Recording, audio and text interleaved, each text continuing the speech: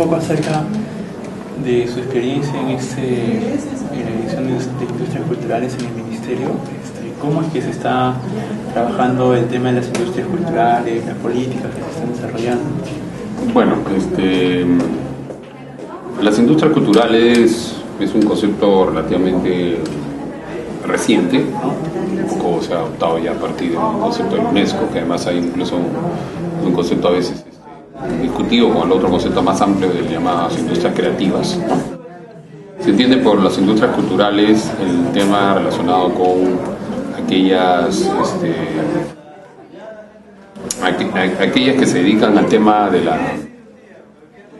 estas unidades económicas que se dedican a la creación de bienes y servicios culturales, ¿no? Y que normalmente están protegidas por el derecho de autor. Eso es un poco lo que es la definición clásica, digamos, de lo que es una industria cultural, ¿no? O sea, en realidad básicamente se refiere a digamos, dentro del campo de la cultura o de la expresión artística tradicional, digamos, ¿no? Aquella que ya ha ido evolucionando en términos económicos a una inserción mucho mayor en el mercado, y que se amplía, digamos, también a otras esferas, ¿no? Básicamente hablamos, por ejemplo, del caso de la industria editorial, ¿no? La publicación de libros, de revistas, de diarios, etcétera, todo lo que tiene que ver con el campo editorial, ¿no? Afiches, etcétera. También el campo fonográfico, ¿no? Discos, música, grabaciones, ¿no? También se considera dentro de las industrias culturales, por lo menos las clásicas, las llamadas industrias audiovisuales, que van por el cine, la televisión, el video, y también ahora ya se habla de las industrias multimediáticas, las industrias informáticas, ¿no? Con todo el tema de los videojuegos y otros, que son algunas derivaciones del tema audiovisual, pero ya más enfocado al campo, digamos, de desarrollo informático, ¿no? Eso es un poco lo que básicamente llamaríamos las industrias culturales. Ahora, es cierto que hay algunas que también, si bien siendo expresiones culturales o artísticas más tradicionales y todavía a veces más referidas a espacios más pequeños, ¿no? También tienen una inserción en el mercado, como el caso de, por ejemplo, las artes escénicas, digamos, incluso las artes visuales, la fotografía, la pintura, bueno, también las danzas, todo lo que tiene que ver con ese tema, ¿no? La música, ¿no? El folclore simplemente es la expresión, digamos, propia, digamos, del país, ¿no? Pero no necesariamente solo eso, ¿no? En general, no estoy hablando por género, sino estoy hablando de manera genérica y general, ¿no? Lo que estoy hablando es por, digamos, medios, digamos, con los que te valen, ¿no? Que es un poco lo que más o menos termina un poco marcando la pauta diferencial, ¿no? No tanto el contenido, sino los medios, ¿no? Y respecto a estos medios, ¿cuál es la política que se está llevando a cabo? O sea, por ejemplo, en el consumo de la televisión, ¿no? O sea, se habla mucho de que casi la mayor cantidad de programas o de productos culturales que uno consume lo lleva hacia un consumo mayor de bienes, ¿no? O sea, tú ves en la televisión algo, en un comercial y te dice, anda, utiliza esto, no sé. ¿Cómo trabajar ese tema, ¿no? O sea, eso es un tema complejo, porque el tema de los contenidos, nosotros con el ministerio no puedes entrar a determinarlo, ¿no? O sea, digamos, ya eso en todo caso sería una tarea más regulatoria, ¿no? Y una tarea en otro nivel, ¿no? O sea, una tarea que correspondería, para empezar, por ejemplo, en el tema de la televisión, básicamente el tema regulatorio está en manos del Ministerio de Transporte y Comunicaciones, no en manos del Ministerio de Cultura, ¿no? El tema educativo, que también es parte de este tema, está más en responsabilidad, por supuesto, del Ministerio de Educación, ¿no? El tema cultural sería, que es fundamental también en la televisión, sí estaría en manos del Ministerio de Cultura, pero el Ministerio de Cultura, digamos, y por la manera como está constituido, por ejemplo, la Ley de Radiodifusión en Perú, no le permite, digamos, una intervención más que simplemente una cosa de tipo recomendativa, una cosa en todo caso de propiciar producción, ¿no?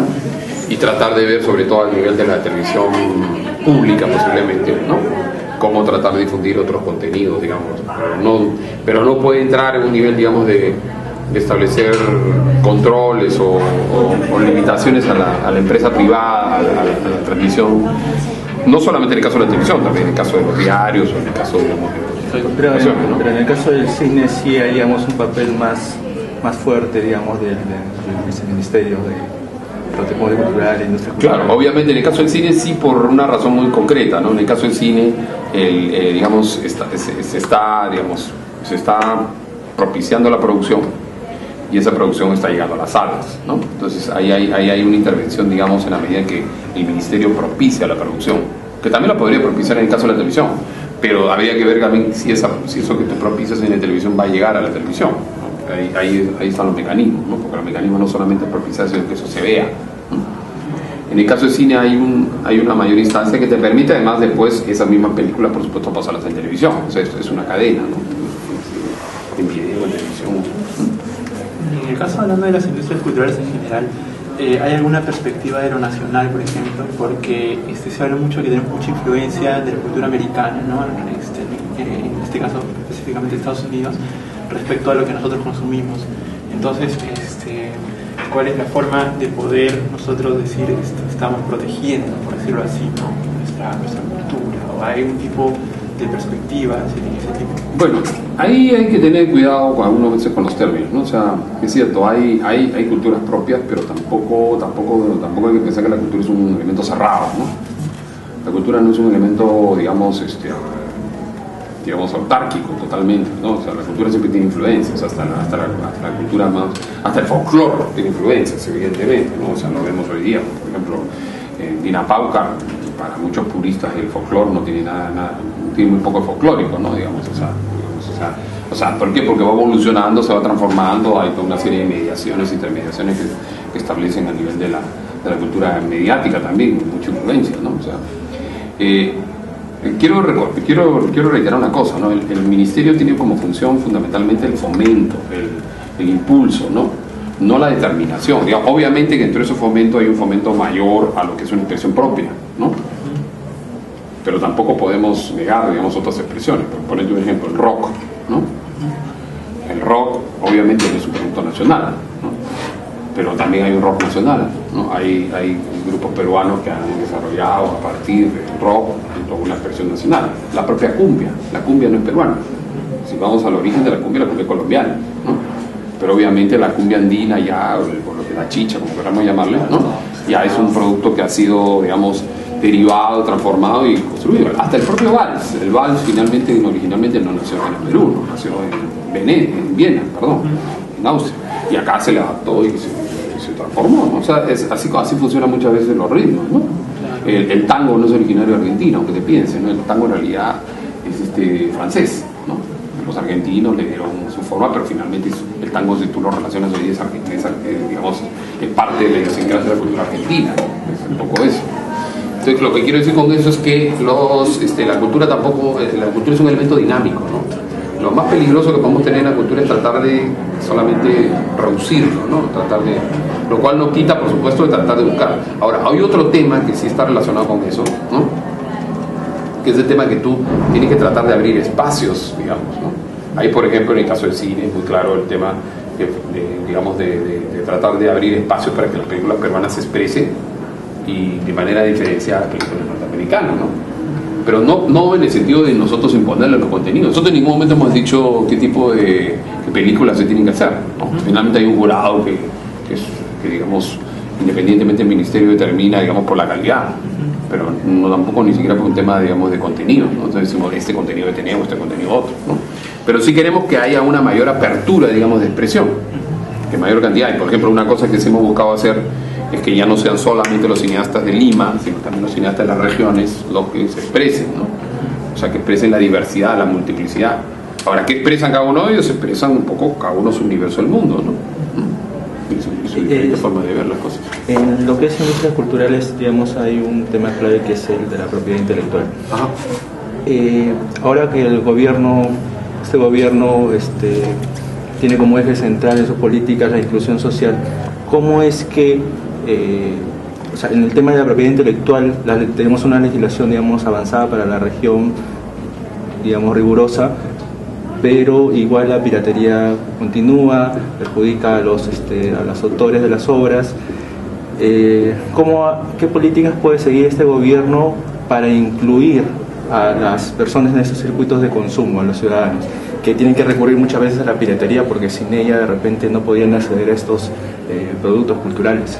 Claro, ese es un problema complejo porque, claro, lo que pasa es que la piratería, como pasa por ejemplo con el transporte, ¿no? El transporte público, se convirtió pues prácticamente en una especie de solución de la crisis, digamos, de la crisis de trabajo, ¿no? O sea, digamos, se permitió la piratería y no se toca muchas veces la piratería. ¿Por qué? Porque da, digamos, da puesto de trabajo a mucha gente, ¿no? O sea, eso es una realidad, ¿no? Es una realidad social. Por otro lado, hay esta realidad que también es constatable, ¿no?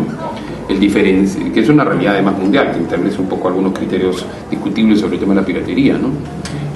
El diferencial entre el precio real, el precio y costo, y el precio, digamos, de mercado, ¿no? Eso es lo que también ha sido un gran aliciente de la piratería. O sea, es demasiado alto el precio de mercado con respecto al precio de costo, al precio de producción, ¿no? O sea, que digamos, el nivel de ganancias era sobreexagerado, ¿no? Digamos, si un disco, si la producción de un disco costaba, digamos, $1 o $2, digamos, por poner un ejemplo, poner en dólares, ¿no? Y que te lo vendieran a 20, digamos, por más que tú podrías dejar unos $2 o $3 más, tanto para repartición de derechos y otras cosas más, incluso ganancias, lo máximo que podría hacer aspirar a ese disco era $5 o $6, pero no a 20 o $30, ¿no? Entonces, ese margen de ganancia obviamente hizo restringir el mercado, y cuando comenzó a salir la copia, obviamente la gente se desplazará a eso, ¿no? Digamos, ahí está, digamos, uno de los, o sea, hay una responsabilidad más incluso que a veces de los creadores, de los productores, digamos, de las grandes empresas, digamos, en colocar productos. También hay una responsabilidad, por supuesto, también de muchas veces los estados, especialmente en un caso como el Perú, que ha sido bastante fuerte el impacto de la piratería, ¿no? Digamos, de dejar hacer, ¿no? Incluso hasta de coludirse de alguna manera en ese tema, ¿no? Y por otro lado también ha habido un tema que tiene que ver con un tema también de, digamos, de poca valoración en general del producto cultural, ¿no?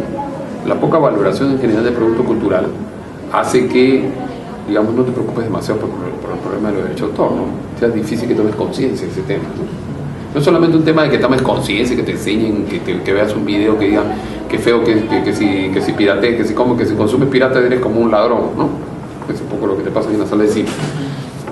Pero eso a la gente no le va ni le viene, ¿no? O sea, porque finalmente el tema de fondo es que no hay una valoración del producto cultural. Ese es el problema de fondo. Entonces no hay una valoración, solo toma así, ¿no?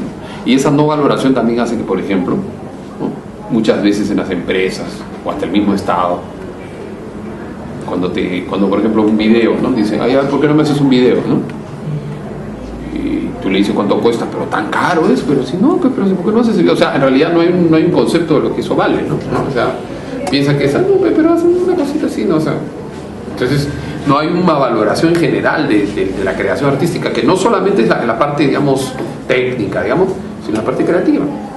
Y eso se traduce también en eso. Y esa es una realidad peruana. Bueno, la piratería es un problema mundial. No, pero el tema era el de la valoración. La realidad de la valoración, bueno, también existe en otros países, pero creo que Perú es uno de los países donde ese tema de la valoración es bastante grave, bastante fuerte. ¿Por qué podría ser? Yo creo que hay diferentes factores, ¿no? O sea, por un lado, porque el Estado mismo no ha tenido una política, digamos, de valoración de la cultura más fuerte, ¿no? Que se traduce desde cosas básicas, digamos, ¿no? Desde dotar de leyes, de espacios, digamos, básicos, ¿no? Por ejemplo, de derechos. Todo lo que, por ejemplo, yo estoy viendo ahora en el Ministerio luchando por el tema de la ley del artista, ¿no? No hablemos de la ley, sino hablemos de la ley del artista, ¿no? Por conseguir que los artistas tengan derechos al seguro, todas esas cosas. Es complejo porque los artistas, pues obviamente viven no es que viven, sino que, digamos, trabajan en un espacio que no es, pues, la forma de trabajo convencional, común, ¿no? O sea, y esa precariedad, no hay la forma de cómo resolverla legislativamente para asegurarles, por ejemplo, un seguro social, y por eso es que se han pasado esos casos muchas veces que vemos que los artistas mueren en indigencia, digamos, en situaciones extremadamente lamentables, que están pidiendo favores al Estado, que no debería ser, ¿no? O sea, debería haber una política de reconocimiento, ¿no? Fíjate que, por ejemplo, ni siquiera, no sé si ya, pero hasta hace poco, ni siquiera en los pasaportes se reconsideraba, por ejemplo, ahora en las profesiones, en la profesión de artista. ¿no? Y eso también se traduce en el RUC. Cuando tú vas a pedir al RUC, digamos, ¿no? O sea, el rubro no parece el rubro artista, ¿no? Y claro, eso te indica, digamos, un poco aprecio que desde el Estado, que también se traduce después en las empresas y salen en las mismas sociedades, digamos, como una cadena, ¿no? Claro, porque parece un producto gratis que no puedes ver en cualquier lugar. Parece un producto, o parece algo así como que, bueno, como que el arte es algo de aficionado, ¿no? Es como que el hobby, ¿no? Ya, pues entonces, te dedicas a la cosa seria y ya, pues un rato haces arte, ¿no? Pero no, que los artistas son gente que trabaja en eso, son profesionales, ¿no? Como los comunicadores, por ejemplo, que luchan con Wilson, ¿no? O sea, claro, también, obviamente, la misma historia, ¿no? Pero en Wilson es más barato. Obviamente, es la misma historia, porque también el comunicador es un creador, ahí en el diseño es un creador, ¿no? O sea, el generador de software es un creador, ¿no? Acá estamos hablando de un tema de creadores, ¿no? También le puede pasar incluso al diseñador de ropa, ¿no? Cuando te copias la marca, ¿no? Cuando te copias la marca, ¿no? Digamos, ya no hablemos solamente de las marcas internacionales que te sale, ¿no? Digamos, las marcas internacionales, sino hablamos incluso de marcas nacionales que las copian, ¿no? Profesor, pasando un poco al tema de la investigación, las industrias culturales permiten una relación entre la comunicación, la antropología y la economía, ¿no? Incluso otras ciencias más. Y las artes. Y las artes también. Podrían ser estudios interdisciplinarios, transdisciplinarios. ¿Cómo es que en la escuela se está abordando estos temas? O sea, ¿hay investigación sobre este tema? ¿Los profesores, los estudiantes están estudiando? O, por ejemplo, ¿qué perspectivas se podrían adoptar? ¿Se están llevando a cabo investigaciones o no? Yo creo que no hay mucho, ¿eh? O sea, la verdad yo no he indagado tanto sobre el tema, ¿no? Digamos, posiblemente después que ya pase mi etapa, digamos, del ministerio, vaya a meterme un poco a eso, porque ahora obviamente no me da el tiempo para meterme a ese tema, digamos, con mayor profundidad, pero sí creo que es un gran fantasma. De general en el Perú hay muy poco trabajo sobre el tema de las industrias culturales, ¿no? Eso es en general, no estoy hablando de la Universidad de San Marcos, estoy hablando en general, ¿no? O sea, muy poco, por ejemplo, hay muy poca base estadística, eso es una de las cosas que estamos tratando de revertir en el ministerio, ¿no? Pero todo eso cuesta, ¿no? O sea, por ejemplo, tener digamos una encuesta de consumo de bienes y servicios culturales, ¿no? Pero permanentes, ¿no? O sea, saber, por ejemplo, permanentemente cuál es el nivel de consumo, por ejemplo, de diarios en Perú, ¿no? De programas de televisión, más allá de los ratings, ¿no?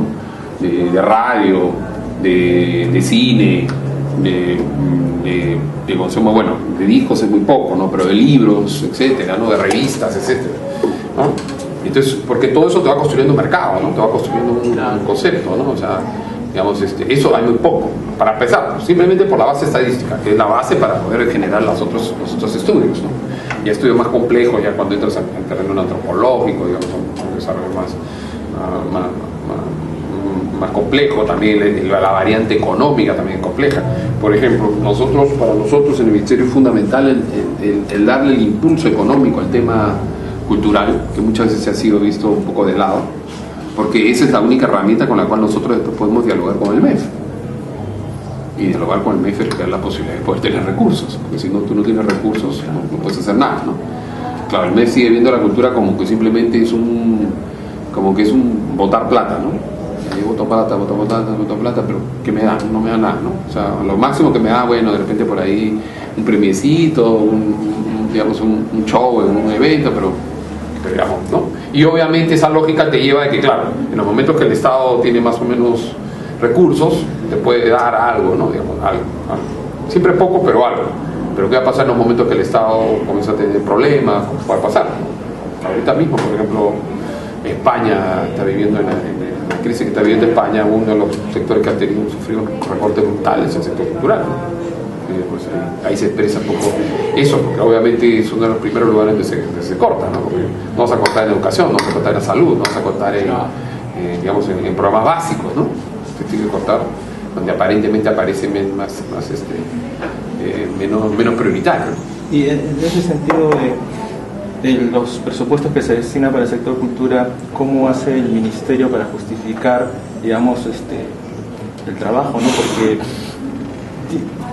no sé, por ejemplo, el sector industrial o el sector de turismo justifican un porcentaje en el presupuesto por un porcentaje en el PBI, ¿no? Que generan, ¿no? ¿Cómo es el ministerio, cómo se trabaja? ¿Se está trabajando? Bueno, se está trabajando justamente, por eso habla del tema de las encuestas, ¿no? O sea, justamente se esté incidiendo sobre ese tema, ¿no? O sea, actualmente lo que se llaman las culturales nucleares, ¿no? Que son básicamente editorial, fonográfica y audiovisual, ¿no? Están más o menos, según un estudio de Indecopy, ¿no? Más o menos están alrededor de un 1.5%, 1.8% del Producto Bruto Interno. Si a esas industrias nucleares le agregamos lo que se considera el rango de las industrias creativas, que incluye, pues, por ejemplo, el software, ¿no? Incluye a las artesanías, incluiría, digamos, al diseño, etcétera, sí podríamos estar hablando casi del 3-4%, incluso, ¿no? de un rango importante económicamente, ¿no? O sea, digamos, casi un tercer o cuarto lugar, digamos, en términos genéricos como sector. Pero claro, eso viéndolo ya más de un visto un poco más macro, que a veces no necesariamente todos coinciden en aceptar eso como parte de la cultura, ¿no? Y en el caso de la ley de cine, profesor, para resumirnos un poco cuál es la propuesta que se está lanzando, ¿qué es lo novedoso que viene con esta ley de cine? Bueno, la propuesta básica es generar una ley de cine que sea integral, o sea, que abarque los diversos aspectos de la cinematografía, ¿no? Que se plantee incluso no solamente como ley de cine, sino el audiovisual, que se abra a otros espacios más allá incluso de la sala de cine, ¿no? Y diríamos, en esa integralidad, la ley de cine abre cosas nuevas, ¿no? Por ejemplo, el tema de la comisión fílmica, el hecho de buscar la promoción del territorio peruano para la filmación de películas de otros países, ¿no? El tema de la cinemateca, el tema de los archivos cinematográficos. Pero también lo que es novedoso, digamos, con respecto a lo que es la legislación última, ¿no? Es que ya no solamente se aborda el aspecto de apoyar a la producción, sino de incidir también fundamentalmente en el tema de la exhibición, ¿no? La distribución y la exhibición, que es el cuello de botella, ¿no? Porque con la ley actual, la que está vigente, solamente interviene en la parte de producción, se hacen los famosos concursos, ¿no? Se brinda plata, la gente produce películas, pero ya después, ¿qué pasa con la película? Queda un poco en manos de la parte del mercado, ¿no? Y ahí, como sabemos, es un mercado monopólico, un mercado con grandes distorsiones, etcétera, etcétera, etcétera. Entonces, justamente tratar de intervenir ahí para buscar unas reglas de juego un poco más equilibradas, digamos, para poder. Esa es lo que se llama cuota de pantalla. Exactamente. Y es un mecanismo, digamos, de discriminación positiva. Exactamente. La idea es una discriminación positiva que se busca, digamos, garantizar un tanto por ciento, no de las películas, porque hay a veces una mala percepción de lo que se entiende en una cuota de pantalla. No se refiere al número de películas, se refiere al número de funciones, ¿no? Un porcentaje sobre el número de funciones total al año, ¿no? Reservado para exhibir películas peruanas, ¿no? Que permita tener salida las películas peruanas a las salas. Y eso va anclado además a otro tema que se llama el mínimo mantenimiento, que es que una película, si logra cubrir un mínimo de mantenimiento en una sala, que es un mínimo, digamos, de ocupación de la sala, ¿no? La película debe tener derecho a continuar una segunda semana, una tercera, una cuarta, dependiendo si va cubriendo ese espacio, ¿no? Eso es importante porque muchas veces las películas cubren ese espacio, pero sin embargo las retiran. ¿Por qué? Porque viene un blockbuster gringo que necesita más salas y se sacan. En el caso, por ejemplo, yo he escuchado una conversación en el canal 7 que hablaba sobre la creación de una instancia que iba a hacer también investigación sobre el tema del cine, que venía junto con la ley de cine. Claro, el tema de sí, hay la idea de crear lo que vendría a ser un instituto, un organismo descentralizado, ¿no? Un organismo técnico especializado, que se llama ahora en el Estado, ¿no? Una OTE, ¿no? que se denomina en la ley el Perucine, ¿no? Que tendría como objetivo regular toda la actividad cinematográfica, ¿no? Un organismo oficial. Y además, entre esa regulación, bueno, incluiría todos los aspectos de fomento a la producción, digamos, a la distribución, a la exhibición, lo de la cuota de pantalla, lo de la cinemateca, lo de la cuestión fílmica, todos los aspectos. Pero también los aspectos referidos, por ejemplo, a capacitación, a formación de público, que es muy importante, ¿no? Generar públicos. ¿Formación de público en qué consiste? Formación de público consiste en, por ejemplo, llevar a los colegios o hacer que en los colegios los chicos comiencen a aprender a ver cine, ¿no? Aprender a ver otro cine que no sea el cine norteamericano, ¿no? Aprender cosas básicas de lenguaje, cosas así. No se trata para que se conviertan en directores, simplemente para que se conviertan en espectadores críticos, tengan capacidad de ver otro cine y no solamente podría ser no solamente es para cine, aprender a leer imágenes, ¿no? Es curioso que digamos todavía en la currícula escolar, ¿no? Digo curioso, es un poco todavía un concepto un poco, para mí me parece que un poco, ¿no? Digamos, hay como 2 o 3 cursos en los últimos años que tú ibas cursos de literatura, ¿no? Y sin embargo los niveles de lectura son bajísimos, ¿no? Y sin embargo no hay un cursos equivalentes en el campo audiovisual, a pesar que es lo que más consumen los niños y los jóvenes de hoy, ¿no? Porque cuando estamos hablando de visual no solamente estamos hablando de cine, estamos hablando de televisión, estamos hablando de la computadora, estamos hablando de, digamos, de los videojuegos, todo eso audiovisual, ¿no? Entonces, digamos, frente a eso están como totalmente desarmados, están totalmente así entregados a que simplemente, ¿por qué? Porque todavía muchas veces en la gente de educación, ¿no? En muchos otros sectores siguen viendo lo audiovisual como puramente distractivo, ¿no? Es entretenimiento, nada más, ¿no? Y no entienden que el audiovisual hoy día es un arma fundamental, además de manejo de la conciencia y todas las cosas. Entonces, esa percepción todavía sigue siendo una percepción, digamos poco pasadista, ¿no? O sea, siguen pensando que todo está en los libros, ¿no? Y yo no estoy restando la importancia a los libros, ni mucho menos, ¿no? Considero que los libros son fundamentales. Y obviamente me parece importante estimular que la gente lea. Yo sí, en eso estoy totalmente de acuerdo. Pero no debe tampoco negarse a la realidad, ¿no? Y que justamente lo que consumen hay que formarlos, ¿no? Y hay que formarlos a entender de que el cine no es solamente diversión, el cine no es solamente efectos especiales, ¿no? El cine puede ser también otras lecturas, otros mensajes, otras formas de ver el mundo, otras realidades, ¿no? Pero claro, si no tienen a la mano eso, los niños no van a saber. Entonces parte de ese tema de formación es eso, ¿no? O sea, que crear públicos, ¿no? Si tú no creas públicos, no vas a tener espectadores, ¿no? No vas a tener espectadores. Y no solamente para el cine peruano, sino para cualquier otro tipo de cine. Siempre va a estar dominado por la oferta gringa, porque obviamente la dominante, la marcada, la aplastante y la de fácil consumo, ¿no? Que la televisión además te la invade también, ¿no? Entonces tú tienes que ir construyendo eso, pero eso tiene que ser una labor paciente desde abajo, ¿no? Para la gente mayor es más difícil, pero para los niños es una labor. Y el otro es el aspecto de la investigación, que efectivamente tú mencionabas, ¿no? El aspecto de generar investigación tanto histórica como económica, como estética, como de otros tipos, en el campo audiovisual, yo diría, no solamente cinematográfico. Dentro de las propuestas que se están manejando en esta ley, ¿existe la idea de crear una escuela de cine nacional? En principio no, por una razón básica. Un tema presupuestario. Sabemos las limitaciones y dificultades que tienen, por ejemplo, las escuelas de arte actualmente en el Perú, ¿no?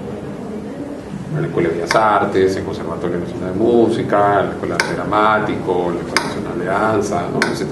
Son muy precarias, son muy limitadas, ¿no? Una escuela de cine es una escuela cara, por más que se quiera, ¿no? O sea, digamos, una escuela de cine no es una cosa.